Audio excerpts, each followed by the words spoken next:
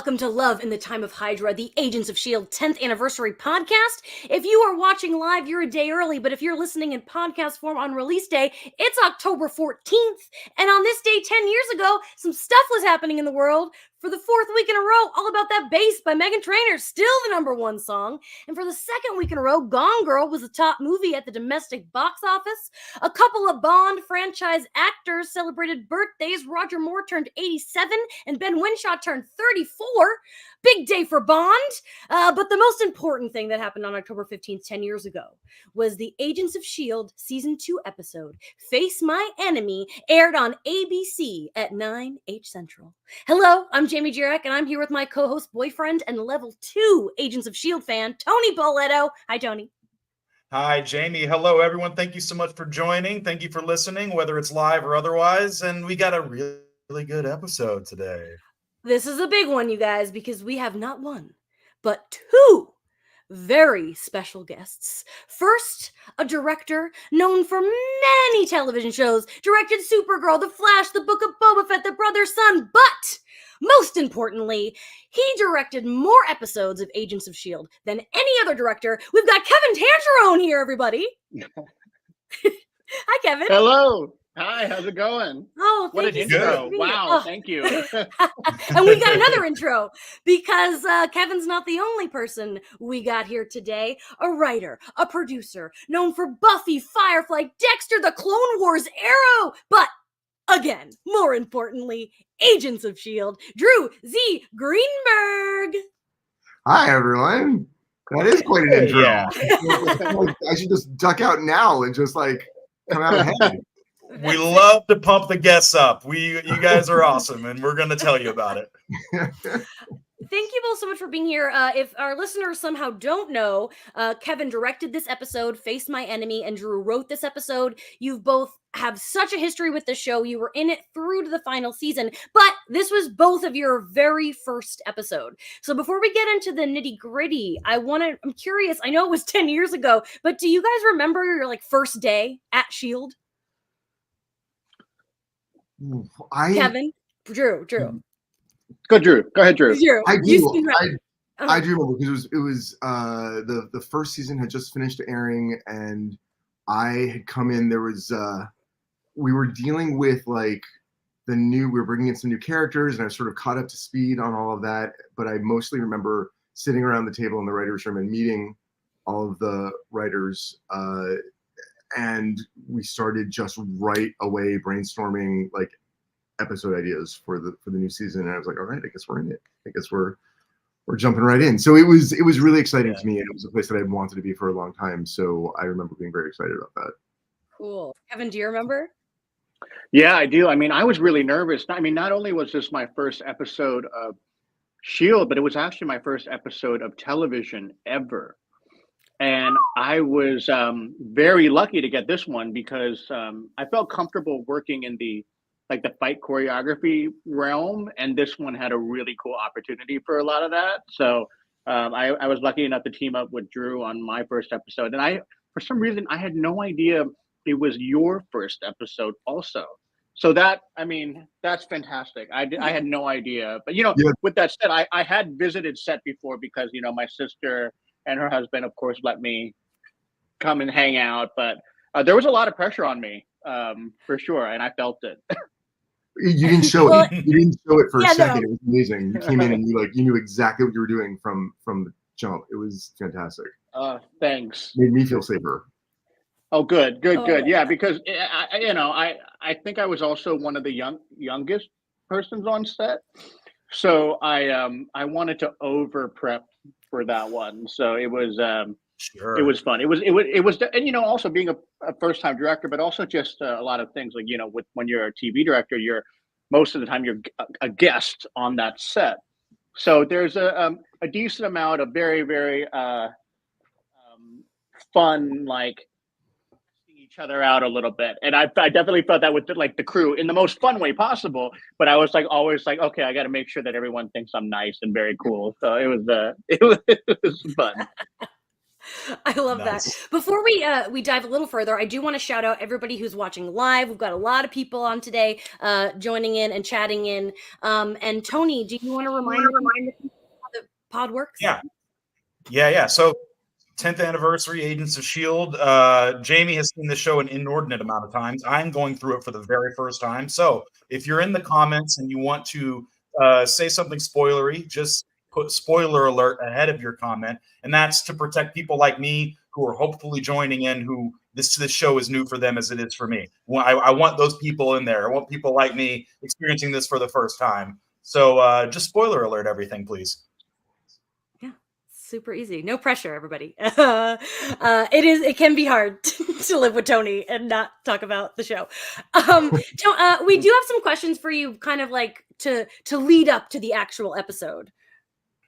Yeah, I mean, just as like a obvious one, writer, director, in this episode, your guys' first episode, how closely were you working together, and how quickly did you guys sort of develop a language between the two of you? I felt it right away. I mean, I don't want to speak for Kevin. He's going to be like, oh my God, it took me months to get I felt it right away. And I remember us walking around doing set visits. And,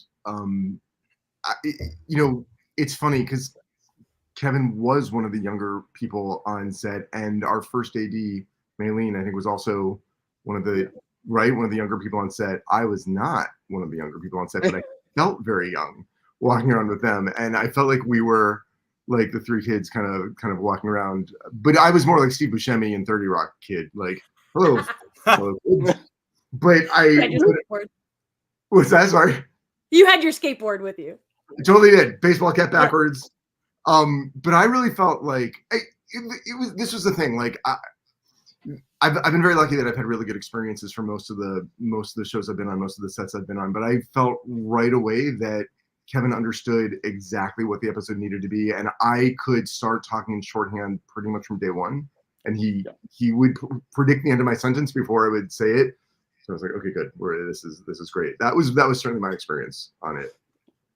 Yeah, I mean, it's.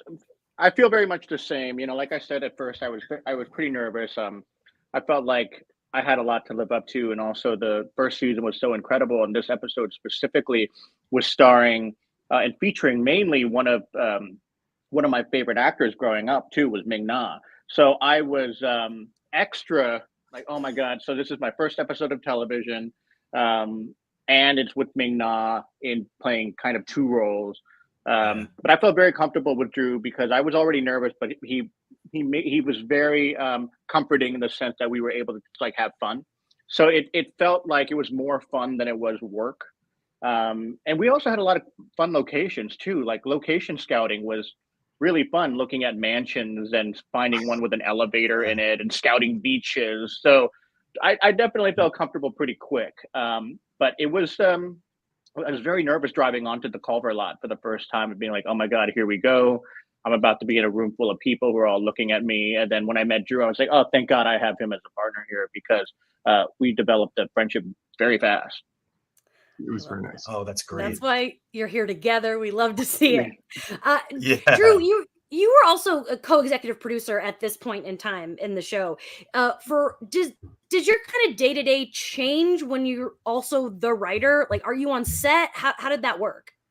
It's different for every show that you're on. For this show in particular, this show did it the way that I like it to be done, where when it's the episode that you wrote, then you're on set for that, so that if any questions come up, if any like hiccups happen where you can help as somebody who's been in the writer's room and knows what came before and what came after, what's going to come after, you can do that.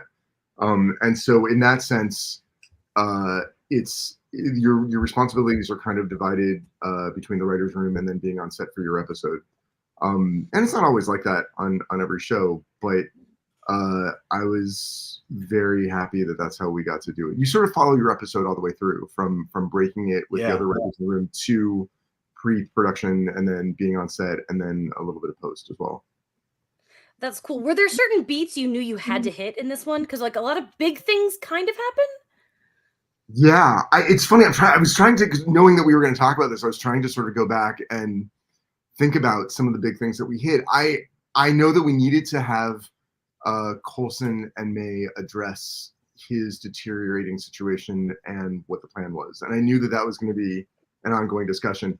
I swear, like every show I go to, I always pitch like, what if there's some sort of party where they have to dance? And you know, for 20 years I was told no, and then I showed up on Agents of S.H.I.E.L.D. and my first episode, for whatever reason, they were like yes, and so I knew we had to have dancing.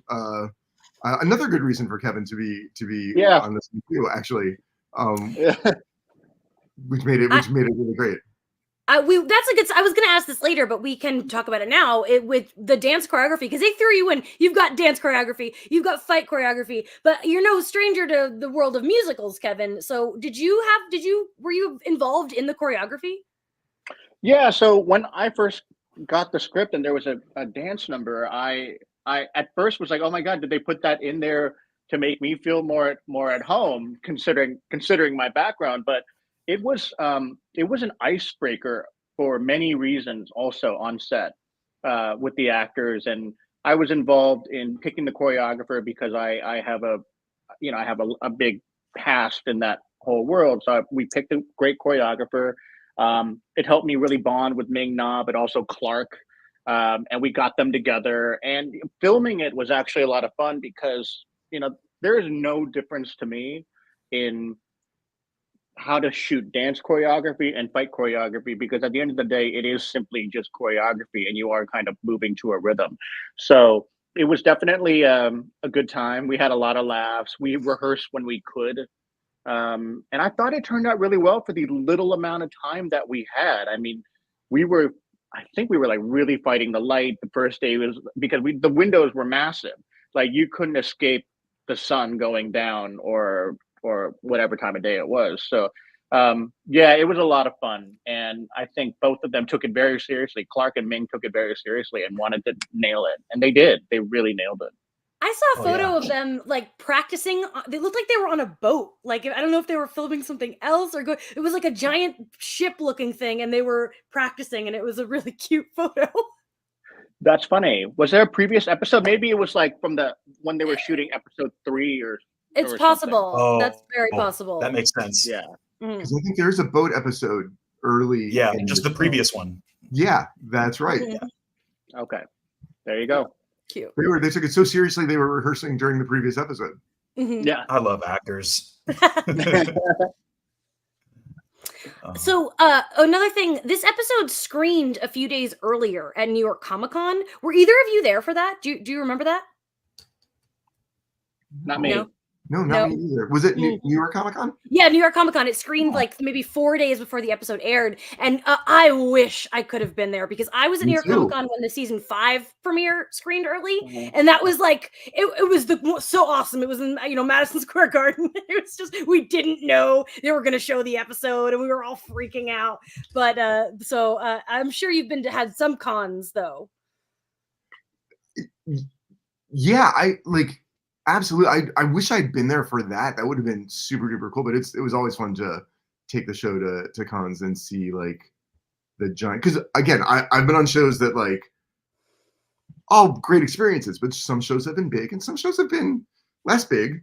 And to be on a show like this, where like for one thing, people actually watched it. It was really astounding to go to a place like that and see the giant reaction from people. Cool. Yeah, I mean, this fan base specifically, I think, was so like a part of the whole experience. Like, just it felt like the communication with fan response and everyone who worked on it was really in sync with each other. So and watching it with that kind of audience is very rare. I think when we're all watching it at home, for the most part, I don't know about you, Drew, but like when I watch anything that I've shot before, I'm like seeing all the things that I think are wrong. so it's hard to fully enjoy it. But when you're in a theater full of people, like at a con like that, and everyone is just really enjoying it, you just kind of, all of that just goes away. And you're like, oh my God, wow. Yeah, this really worked, and people are really enjoying it. So yeah, I wish we were able to go and see that, but we were Seriously. probably busy. Right. I'm sure we were doing something else. Yeah. Not in New York. Before we start discussing the episode, I have one more question for you, Kevin. This feels kind of like an obvious question, but I'm so curious how you work with your sister. Like, does your sibling dynamic kind of come out? Do you have a different? Do you like have put on like a professional mask, or are you kind of the same everywhere? I think we're the same everywhere. That's the thing about this group, is that everyone felt like they were in an odd summer camp, in a weird way, like a superhero summer camp. Let's go make and film this cool stuff. In this episode, like, let's go make a spy, like an actual, like, old school spy episode where they're dressing up in like fancy outfits and infiltrating a mansion. So I thought it was a lot of fun. So I think everyone had fun. And me and my sister are very close and we have a lot of fun together. So that, I think that brother and sister dynamic on set was also incredibly valuable, because it just makes everyone have a good time. So it truly did feel like we were, like, when me and my sister were younger, I used to copy everything she did, right? Like, because I was the younger brother, so I'd always look up to her and I would always try to mimic her. So to be able to do that on a set with a playground as large as Marvel was, that was a really special moment. It was also, since it was my first time, like, having big sister support also made me feel very at home and I don't know, just engaged in making sure I was doing a good job. I love that. Yeah, a lot of people to impress, including your sister. That's a motivational, sure. Yeah. For sure. Now is the time of the episode where we discuss how we feel about this one. And Tony, I know that people are dying to know, what did you think of Face My Enemy? A lot of pressure. We got some important worst one ever. Yeah. No, Mm-hmm. it's so fun. This was just one of the most straight up, we're having a good time episodes that I've seen yet. And I love getting dropped into a mission as it's starting, and I'm just like, fuck, I don't know what's going on, but I'm on the ride. I like, as Drew, how the exposition is kind of dropping in, and I'm like, we're feet hit the ground running going into this operation, and it was really, really fun to experience it that way. And I just like instantly was like, I'm getting Mission Impossible vibes from this. I mean, not just the masks, but like, the dancing and the infiltration and all of it was like kind of giving me that vibe. I was curious if that was like, how deliberate was that, or were you kind of writing it and realizing you were evoking that, or did you not at all? We definitely wanted there to be. I mean, I can't remember how conscious we were of it, but of the specific, Mission Impossible of it. But it's certainly, we set out to tell like a caper. This was like from the very beginning, where you've got Skye on her moped. It's definitely like there was supposed to be a sense of like caper fun with all of this, and so we certainly that was the goal when it's so funny we're talking about this now, and I'm remembering the very first episode of TV I wrote as a staff member was an episode of Buffy where Tom Lenk drops from the ceiling in a literal like parody of Mission Impossible. He just does the full-on Tom Cruise thing. I've never realized the full circle thing that happened when I did this one from that. It was literally the first episode that I wrote. It was definitely like, we wanted it to be fun and light. My favorite thing always, whenever I can, is to do, if I can get it in there, to do light, funny, boom, punch you in the stomach with emotion. So there was an attempt by me to do that. How successful it was, I'll leave to others to figure out. But that's what I'm always aiming for. So to get to do like a spy caper adventure leading up to kind of an emotional gut punch at the end, to me, that felt like the right way to go. Yeah, the pieces were obviously there. I mean, everything that's going on with Fitz is pretty dour. And so that works great. Like, every time we're back to him, it really is a nice harmony to all the fun that we're having. And then ultimately the last scene with Coulson and May, which I'm sure we'll get to, is got some real heat to it. But, so yeah, I think you nailed it. Thanks. Yeah. Kevin, did you rewatch the episode? Do you have are you able to look back and say how you feel about it just as an episode of television, or is that too hard to do? No, I think there's been enough space from it now that when I rewatch it, I actually just have a lot of fun memories. And I really do love that, as you were pointing out, Tony, that it was a we're having fun episode that definitely set up the larger story at play across the whole entire series. And yes, there were serious moments, but the moments of levity were also there. I also loved that a lot of it was dealing with the family dynamic of all of our team members. So everyone was not only focused on the mission, but they were also like having fun with how friends or family have fun with each other as well, or poke fun at each other. But that was something that I had a lot of fun with, was the banter. Like all of the stuff when they were in I don't know what you call that, the room where they all talk all the time, but in that case it was the room with the desk. I don't know what we called it at the time. Me either. But yeah, but big plain room. The chat. Yeah, big plain room. We had Sky in there running point, and they were all just kind of joking around with each other. And Hunter was talking about his crazy ex, which we later find out who that is. That stuff was just as fun as shooting all the fight stuff also, because there's a rhythm to that too. Yeah, totally. Drew, did you feel the same way? Like rewatching it? Is it like that for you too? It is very, very much so. I unlike Kevin, I am narcissistic enough that when I watch something, I don't beat myself up over it. But what I do is I'll be like, oh, I don't know. Did I write that? What did that joke play? The nice thing is that, and it's Kevin's exactly right. Like when you have a certain sense of musicality to your brain, then which P.S. I don't. I have to work very hard to make that work. But like then dancing and fighting and jokes should all fall into the same box, where like there's a give and take to it. And I heard that banter in my head with the family dynamic, and it played out just the way that I was hoping that it would go. So I watched it and I was like, yeah, Kevin made this work. This is what I want. This is good. I look good. As long as I look good, then I'm fine. Then it's okay. I also had the bizarre experience of like I think generally the show is still a little bit too adult for my son who is 6. But I told him that I was going to rewatch the episode so I could talk to some people about it, and he asked if he could watch too, and I was like, okay, I don't think there's anything in here that you can't see except people beating the crap out of each other. Yeah. So we'll have a talk later about how probably not good to beat people up. But other than that, like I had the experience of watching this episode, the first thing I've ever written that I watched with my son. So that was fun, and sort of seeing it through his eyes. Like that was cool. So I had a good time watching. It's really cute. Wow, Yes, that's really special. I'm really happy that we still did that. That's awesome. I've told this story before, but I want you both to know that I'm a staunch season 1 defender, but 10 and a half years ago, I did fall off for a while. And I was hanging out 10 years ago with my friend Brett, and he was like, I recorded the new Agents of S.H.I.E.L.D. You have to watch it with me. And I'm like 10 episodes behind. He goes, I don't care. You're watching it. And it was Face My Enemy. And I had no idea what was going on because I was so behind. But I was like, oh my God, the show is amazing. I have to go home and catch up immediately. And this is the episode that like brought me back in and kept me in, because here I am all these years later, still trying to keep it alive. So thank you. You rescued Jamie, guys. At least we accomplished that. At least we accomplished Yeah.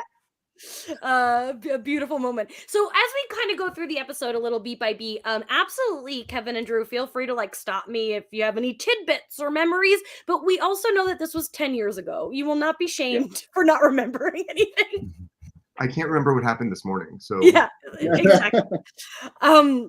So we open, we're in Miami. I'm guessing you didn't film any of this in Miami, right? Like all here in LA. It's all, everything is here, but it was fun to try to recreate Miami with like the background, and all that stuff. But yeah, I'm a Floridian, so I love that this is a Florida episode. When they when they have their fake IDs, and like I'm like, their IDs look like my IDs. Like, I think I feel so a part of this world. I will actually say I could be totally wrong. This is me just speaking out loud, a thing that I've carried around in my head for a couple of years now. I am pretty sure that a wedding in Jane the Virgin took place at the same church where we shot our burned out church at the beginning. So I like to think that Jane the Virgin maybe is in the same universe as Agents of S.H.I.E.L.D. That would be one hell of a crossover. Right? Jane the Virgin in Secret Wars? Is this a confirmation? If only. No. That's gonna get picked up. We're going viral. Somebody will have to fact check me on that, but I just remember watching the episode of Jane the Virgin going like, that was our church. And so Nice. someone will have to tell me if I'm right or wrong, but I think I'm right. I wrote in my notes while we were watching the episode, I wrote Honeypot Hunter, which I think is just like the perfect role for him in this team. Yeah.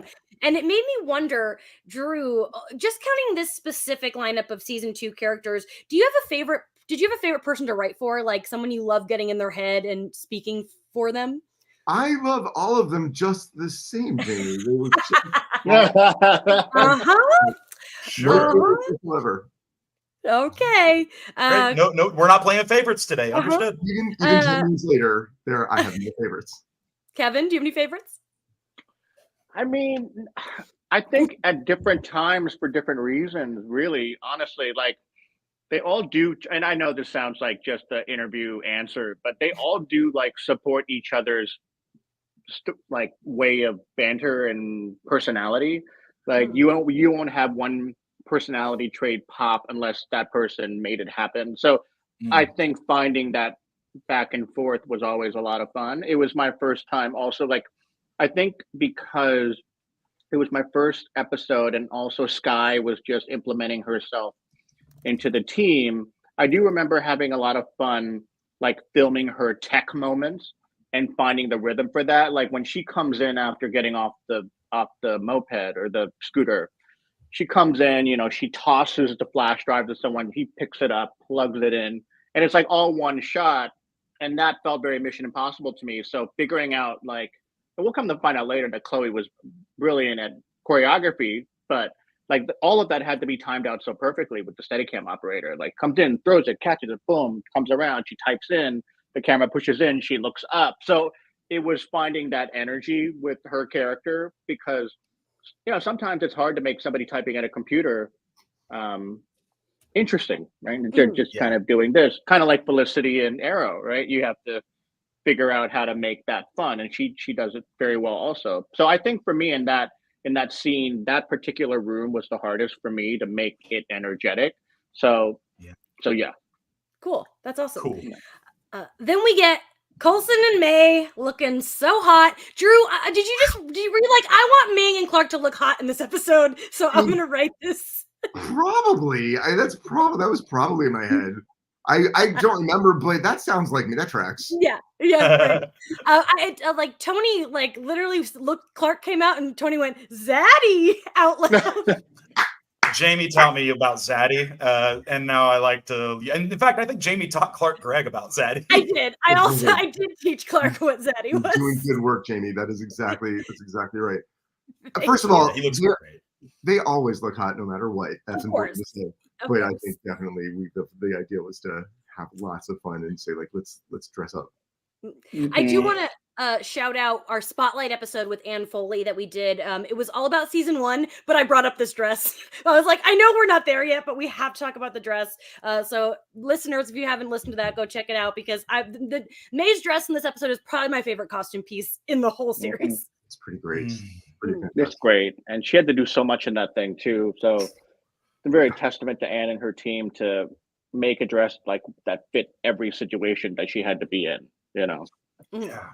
Right. Absolutely. And then of course we talked about the dancing. But I am curious about the rehearsals. Do you remember, Kevin, if it was like, did they pick it up pretty easily? And also, what about the people in the background actors? I have thoughts on this too. Yeah. My son asked me about that too. Oh, sorry, really? I didn't interrupt you, Kevin. My son asked me if the people in the background also had to go through choreography. So I think we put it. So yes, they picked it up pretty quickly. I think it was finding the thing about that specific kind of dancing is that, you know, unlike hip hop, there's not necessarily like a drum to really follow along to. It's like you have to really vibe off of each other and one leads the other and vice versa. And the music doesn't have like a drum beat that you can just kind of click onto and go, oh yeah, we're on or we're off. So that was something that I remember was probably the most challenging. They got the steps immediately.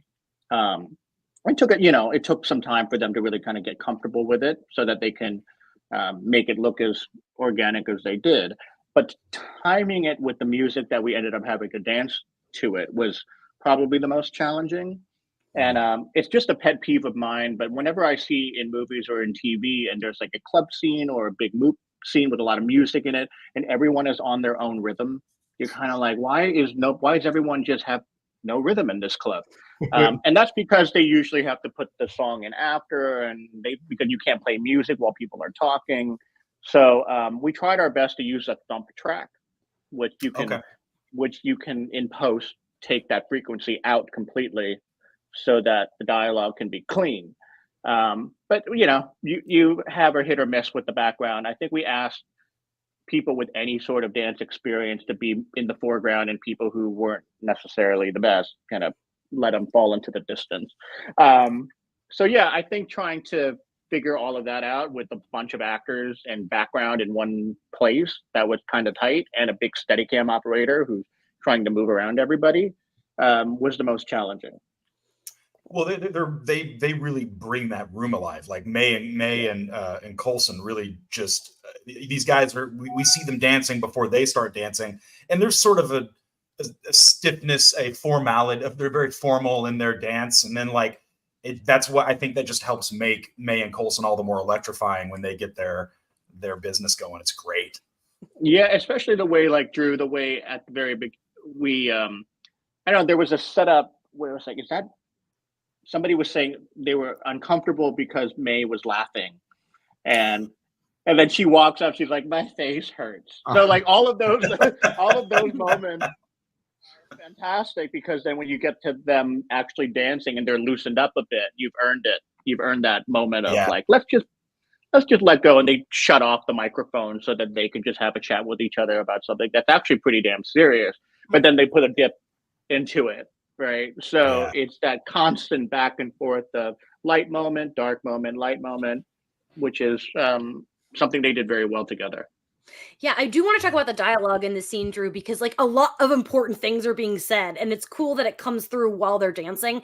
But I know that a lot of the Felinda shippers out there, they always cite this episode as this is the proof. There's something going on there. So I have to know if you thought that while you were writing the episode. Are you a Felinda shipper? I am. Yes, I am. And I was, absolutely. I was a big fan of that. And I don't know if that's exactly, I think more than anything else, what we wanted to get to was the bond between them, and how strong it is, because he's going to ask something of her and she's going to refuse because of the very same bond. But yeah, I mean, I didn't mind if it was a little flirty too. That's okay. Also, that was okay. I love the way they interact. Actually, I do remember, and Drew, do you remember this? It's when we were rehearsing that scene, I think something that Clark and Ming, when we were all putting it on its feet, was this is a really good chance to do nuance, right? In a lot of these shows, you do have to get a lot of information out for plot reasons, and especially in comic book driven shows where there's a lot of things to kind of make sure your audience knows. So if you are ever able to take time to do human nuance, it works so great. I think that's a part of why a lot of Marvel stuff does stand out. So that was something I do vividly remember when we were all rehearsing it. It was a conversation that was brought up. So yeah. I'm so glad, and also I'm glad you remember things. And again, you're making me look good, implying that I was even there. So that's very nice. That's why you're together. This is great. No, it's perfect, and that's what Kevin does very well, is making sure that the beats. And again, I've been very lucky. I sound like I'm being all Pollyanna-ish, and I'm talking about this for the interview, but it's one of the reasons why I wanted to make sure that I was here to talk with all of you guys, because I've been very lucky. I've had some great experiences, but Kevin zeroed in on that stuff right away, and sees things that again, it makes me look good. I don't know what I'm doing when I'm just like, oh, you just can't have them do exposition, then let's have them dance too at the same time. But then you make it with the actors, you and Clark and me get to make it look interesting and get the exposition out while still talking about character and nuance and emotion, and that's the way I feel like it always should be. Yeah. Thanks for that. Tony, this is the party episode where I ask about where you at in your shipping life. Are you shipping them a little more after this? Where are we at? Well, I in season 1, I was like, they definitely have a chemistry and they definitely have a little bit of a spark, but they're both like such consummate professionals that neither of them are going to ignite it.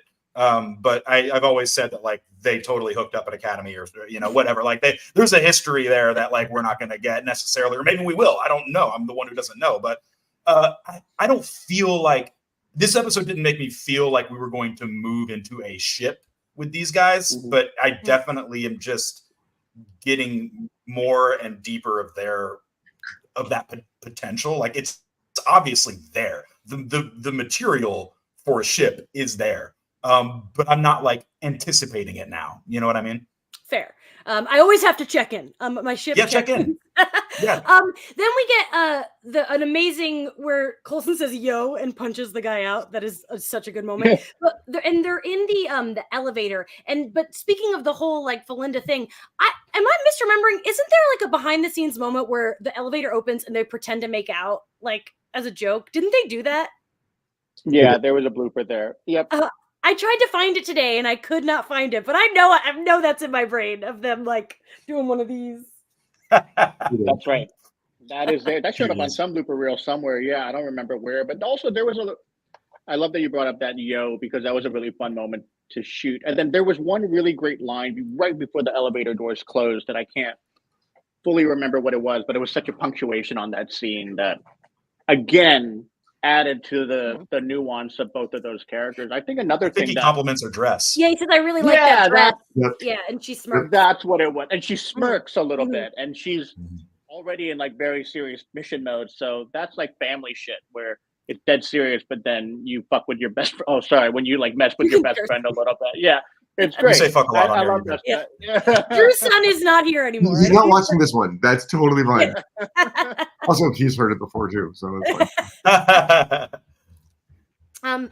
And then okay, so back on the bus or in the playground, everyone's talking about like their exes and their bonding, and this is really important because we haven't like this is a new team. Hunter and Mac are really new, and I just want to talk with everybody here, just how it feels, the importance of, Ward is gone, Gemma's gone. How do we connect these new people?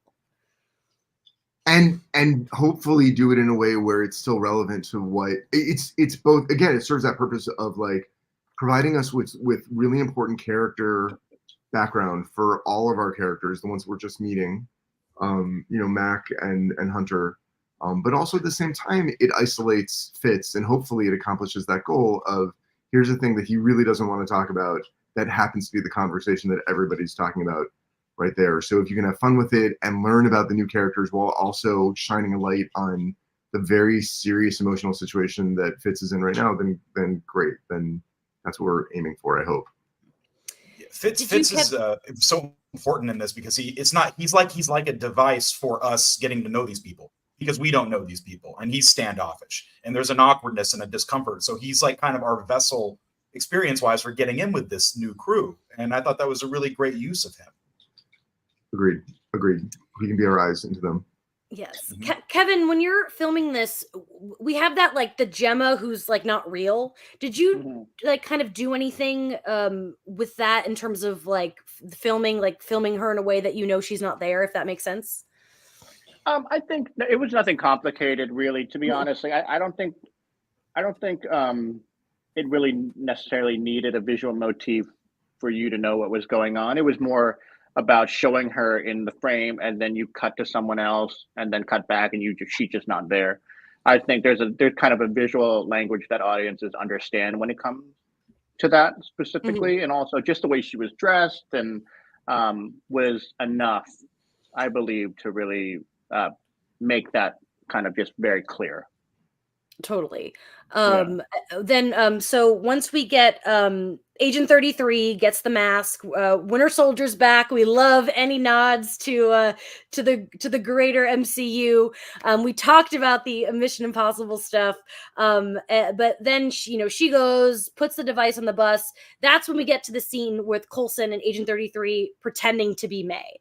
And this is like, there's so, like, the writing and the directing is doing so much work in this car conversation.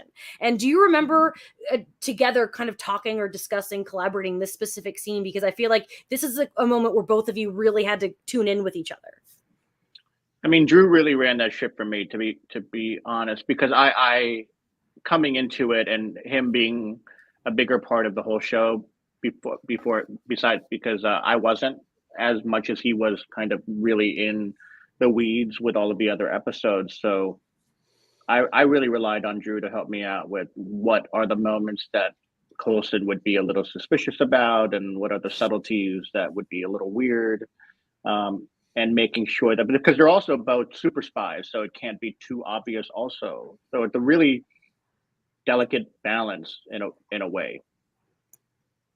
I remember nothing, but I will say that I was really, when we were rewatching it, I was really impressed with the fact that Ming was able to play both sides of that, where she's being a super spy who can't let on, but we know that her answers are different than the answers that May would give. And I was like, oh yeah, that's exactly the way it's supposed to be. That tracks really well. Yeah. Whoever worked on this episode, they did a great job, I was thinking. Yeah. For me, it was the giveaway was the smiling. Like they said something about coffee, like, she doesn't like coffee, but I was like, girl smiling way too much, punch her, Clark, and she did, and he did. So yeah, it was that was a really great moment. And I also think, like, with those types of scenes, like the showing the person's face react to the wrong answer is so effective. It's like we've all been like, I don't know, I always use the analogy of like a very uncomfortable family dinner where no one's saying anything, but you definitely know something's wrong and off, and people tune into that more than they know.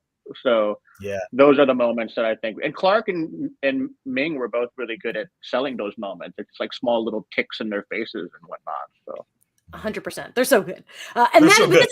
this is where we get to the moment of the episode, the May fight. I think it is safe to say this is my favorite hand-to-hand fight in the entire series. It is just so juicy. The fight choreography, the stunt choreography, everything. I know that Kevin, you worked with some of the stunt folks on Mortal Kombat, so you had an existing rapport with them. Just anything you want to tell me about the rehearsals, how this went down? It's awesome. Yeah, it was very important for all of us to kind of really nail this one, because we knew there was an opportunity to stand out, and making sure like the moments of her like taking off her heels was a real big moment. But Matt Mullins was somebody I had worked with already. He played Johnny Cage on Mortal Kombat when I was working. So him and I already kind of we knew each other's styles in a way. So we knew how to choreograph the camera very well together already, and we really rehearsed it a lot. And it's also a testament to our second unit director, Gary Brown, too, who just really embraced coming and making sure that specific fight scene was almost like Lego blocks. And it really did have to be because of the visual effects.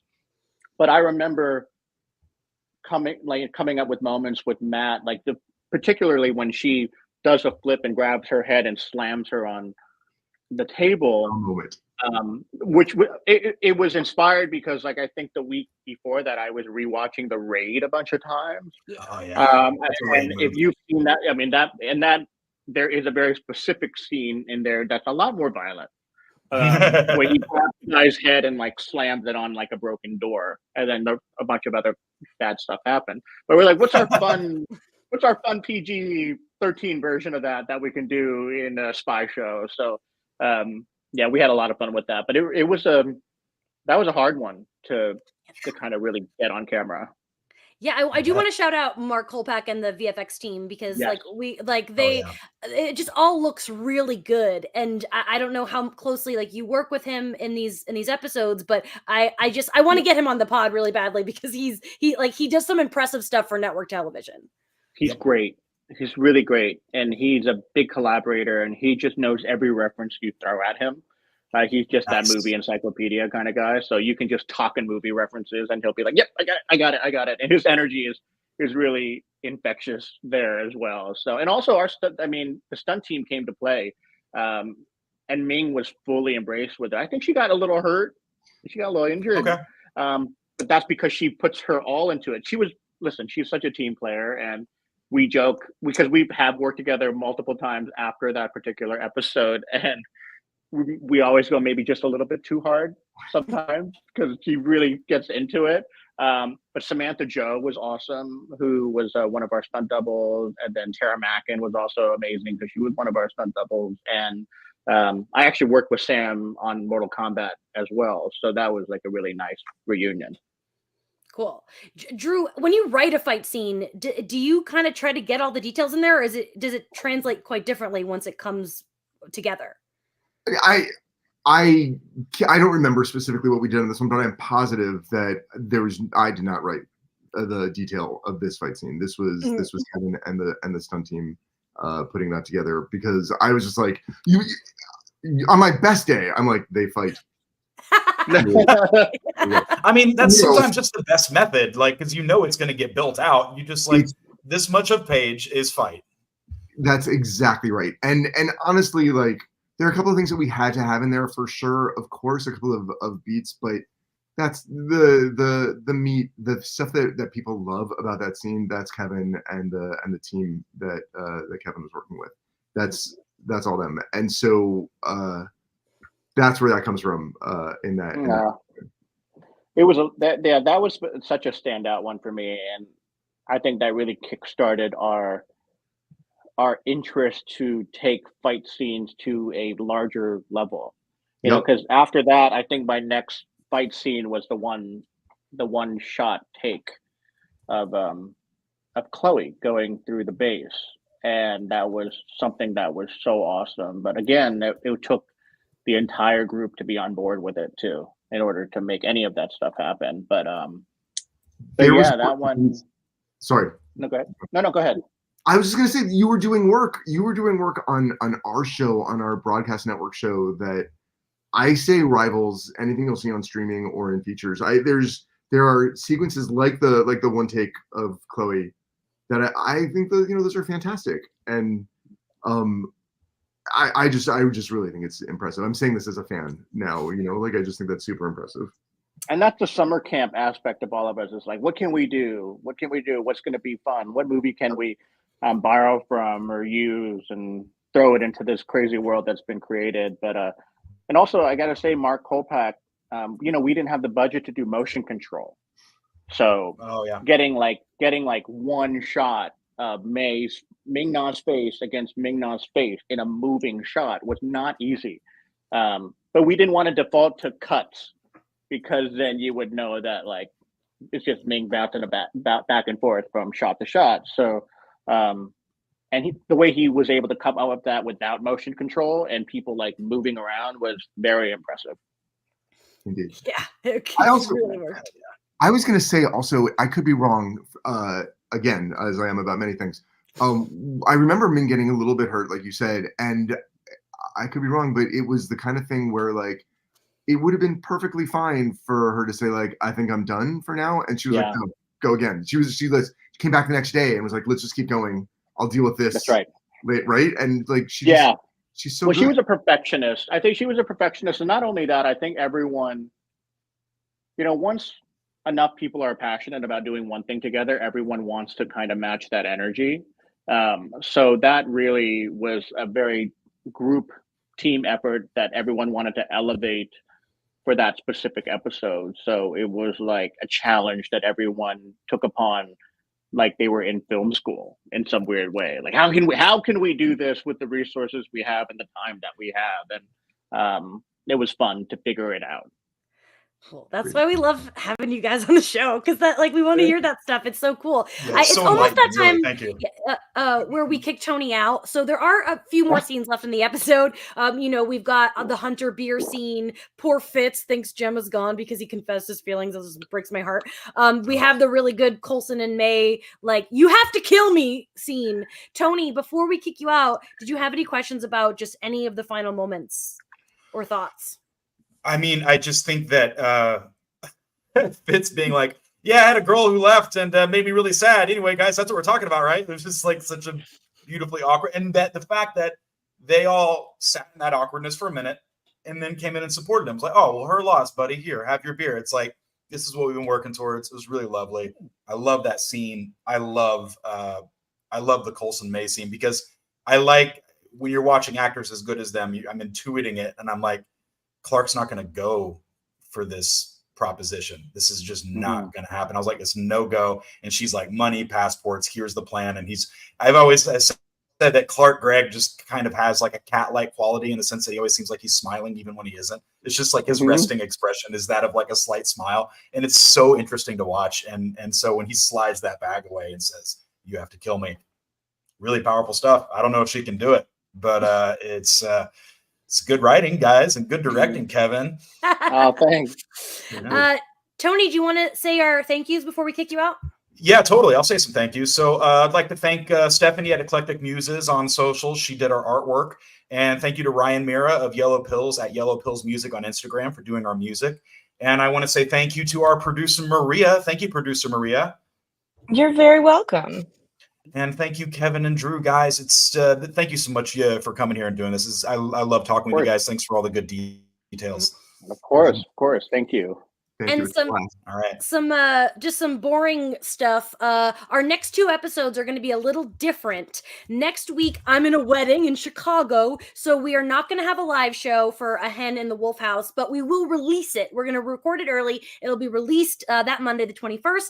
And the following episode 6, A Fractured House, we will be live, but it's going to be on Monday, October 28th, because we have Paul from Heavy Spoilers on the show, and he's based in the UK, so he can't do our normal time. Otherwise, it's like the middle of the night for him. So keep an eye out for all those dates. Tony, get out of here. Leave. I gotta leave the room. Here I go.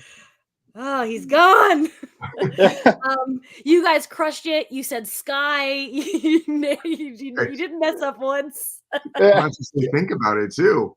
Yeah, it can be difficult. I'm curious, now that he's gone, for both of you coming into this episode and for having to hit the beats that you did, what did both of you know where the season was going at this point? Did you know that you were writing or directing to lead up to the Inhumans? Yeah, I didn't. Okay, you did though. Yeah, that one I knew about just because that was sort of the direction of the episode. Mm-hmm. Okay. And I'm so both of you were involved with the show up until the end. Kevin, you directed the series finale. Drew, you wrote As I Have Always Been, which is one of my favorite episodes. What would you both say what changed the most from Face My Enemy to the final one for you? How do you think you changed and grew within the S.H.I.E.L.D. world? Kevin, you take that first. I've got a visitor. I'm gonna and I'll come right there. Oh, do your thing. Yes. I think because of the history that they all kind of go through, the weight got a lot heavier in every single episode that we did. So, and the audience kind of grew with the characters as well. So I felt like a lot of the more serious moment became, oh, that's so adorable. The serious moments became a lot more weighted for me personally, and also the actors as well. Which allowed for those moments of levity to really break through, because I think, like, just with family dynamics in general, something we're all very used to is trying not to talk about the uncomfortable conversation. We tend to always try to like joke our way out of it or whatnot. And we were able to play with that kind of relatability up all the way into the very end, because there's so many things that you just don't want to admit that are happening, but they are. And they have to face them, and they have to do it with each other. And the fact that they all care about each other and want to make sure no one is, going through anything alone. I just felt like a lot of those moments became a lot more serious for me. Where in Face My Enemy, we did afford to have a lot more fun just like Yeah. a lot of fun. Even though mom and dad were dealing with a very serious issue, the kids didn't necessarily know how much of it was going on. Then the kids know what's going on, and then everything else kind of, what happens. So that's how I feel like it evolved. It did become a lot more weighted for me, for sure. Cool. Is it about the same for you, Drew? Do you have to run? Do you have to run? No, he's good now. Okay. Yeah, he wanted more snacks, and I was like, no, we're eating. No, Kevin's exactly right. That's as they took on more and more serious issues, and they started, the problems became even more global. I think it, by necessity, had to be a little bit more serious, and the fact that the stakes kept going up and up. I also feel like one of the things that was really great was that, because the show, it was so much fun to like do a show that would reinvent itself every season. It definitely, adjusted and changed, because we were telling we had a different sort of focal point each season, and I love that. And so this was exactly appropriate for season 2, and then we could sort of shift it for the next ones. Yeah, I mean, this is why I keep coming back. this is what, like, I'm hooked and it's over. So Yeah. I think you nailed that. My next question is a very basic question, but as somebody who has this podcast, I have to ask, Kevin, do you have a favorite episode you directed? Oh man, this one will always hold a very special place in my heart, just because of everything at play. Not only just being the first one I've ever done, being the first TV show I've ever directed, but also being kind of welcomed into that whole universe as warmly as I was something that definitely spoiled me as I went on to go and direct on other shows. Right? It was definitely a great group to be around. I think everyone who worked on it kind of feels the same way. But beyond this one, I mean, I think the one shot fight scene was something that was stands out to me a lot. And the finale, just because of how much it meant to everybody. And it was really sad to shoot the finale. I mean, it wasn't just the like the characters going through something, it was the actors going through something, but not only that, it was the crew going through something, and the writers and the producers, because we were all saying bye. And that was hard to wrap your head around, honestly. Yeah, we all felt it. I was sad that I wasn't going to be writing about it anymore. Like, that was part of my job, my favorite part of my job. Drew, same question. Do you have a favorite episode that you wrote? I mean, this really is, no joke, right up there. I also got very spoiled when I came on to this one, because I mean, I love them. I love every episode that I got to work on so much. This was very special for me because it was my introduction, because it just, I think it came out so well. I think, like Kevin, beyond this one, if I look at, what happened beyond this one, as I've always been, it was very personal in a lot of ways for me, and so much fun.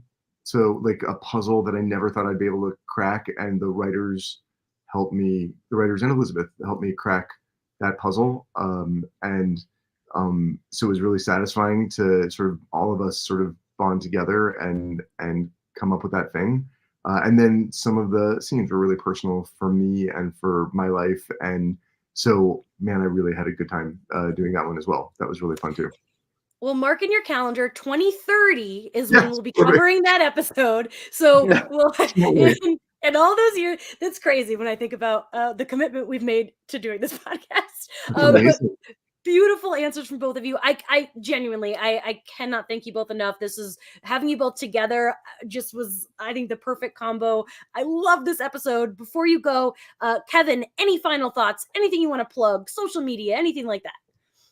I don't necessarily need to plug anything. I just hope that this show finds even bigger audience as it lives on, because I do think that no matter how many years we move away from this, the actual storytelling in this show is timeless. The themes are timeless. The fun is timeless. And I do hope that as audiences grow up, they find themselves becoming a fan of this show. And it seems to me like it is. Like, I still get people who are going like, oh my God, I just found Agents of S.H.I.E.L.D. and I can't get enough of it. So yeah, that's just my hope. I love that. Drew, final words? Kind of the same deal. Like who has anything to plug these days? Fair. I really, really want to say that like I've been very lucky in my career. I've had lots of good experiences. This was the most fun that I've had on a show. This group of people, for the number of years that I had the pleasure of getting to be on the show, made it so much fun to work on. The cast and the crew and the writers and the execs and like everybody who was involved with this show, the directors who came in, I consider myself very lucky, and so I'm glad that I hope people are still enjoying it. Like Kevin said, I hope that more people get to find it, because what a joy it was to be a part of it. I don't get to say that about every show that I was on, and I can legitimately say that about this. It was fun for us to make it, for me to make it, at least. I don't want to speak for everyone else. And so I hope people are having a good time, watching it. Yes, a beautiful place to end. Thank you again. We will see everybody next week. The introduction of Bobby Morse next week. It's a big one. Good night. Have a wonderful week, everybody. Thank you so much.